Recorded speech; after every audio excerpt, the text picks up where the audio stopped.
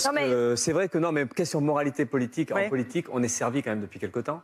On connaissait des vieilles histoires depuis très longtemps de triche, de vol, de mensonges. Là, on a eu Dassault récemment qui a été condamné de la prison. Dassault, c'est quand même aussi un politique, c'est un milliardaire patron du Figaro. Et il y a beaucoup de noms qui sont donnés, mais c'est vos propositions. C'est pas parce que j'ai pas de cravate qu'il faut me couper. Oh non, voilà. Bon. Pas du tout. Donc la question, c'est déjà parler de ça, de la situation. Donc Dassault, je disais, donc je reprends, hein, il fait pas de prison parce que le monsieur est un peu trop vieux, hein, clause humanitaire, tant mieux.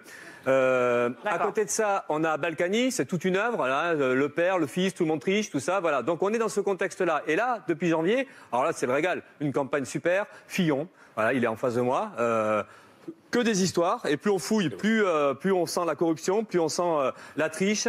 Et à côté de ça, donc, en plus, c'est des bonhommes qui nous expliquent qu'il faut la rigueur, qu'il faut l'austérité, et eux-mêmes, ils piquent dans les caisses publiques, donc il y a quand même un petit problème de ce côté-là. Là, après, vous pourrez parler. Non, monsieur Fillon, vous pourrez parler après. Pas comme ça. Oui, d'accord. Oui. Ah, merci.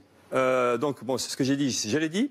À présent, on pense que ceux qui rasent gratis, c'est plus pour les patrons, les capitalistes, les milliardaires, y compris les politiciens. Hein, quand on voit même un Fillon qui se dit préoccupé par la dette, mais il y pense moins quand il se sert dans les caisses publiques, quand il paye sa famille. Donc, nous, par rapport à la dette, nous, on pense qu'il faut annuler la dette, effectivement, parce que la dette, c'est vraiment un système de pompage des richesses qui remplit les coffres forts des banques. Et donc, il faut annuler ces... Ensuite, il y a aussi Le Pen, hein, à côté. Alors, elle va peut-être réagir aussi. Mais Le Pen, pareil, on pique dans les caisses publiques. Alors là, c'est pas ici, c'est l'Europe. Alors l'Europe, pour quelqu'un qui est anti-européen, ça gêne pas de piquer de l'argent de l'Europe.